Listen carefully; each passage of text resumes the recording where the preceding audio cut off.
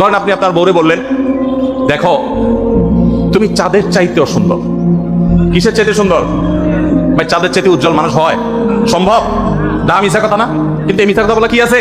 জায়েজ আছে। সৌদি আরবের একজন আলেম ডক্টর আয়েজ আল কারনি, মুসলিম বিশ্বের সবচেয়ে জনপ্রিয় আলেমদের মধ্যে একজন, একটা ইউনিভার্সিটি প্রোগ্রামে স্টুডেন্টদের সামনে উনি বলছিলেন যে আমি একবার একটা আইডিয়া দিয়েছি দাম্পত্য জীবনের সুখ শান্তির জন্য।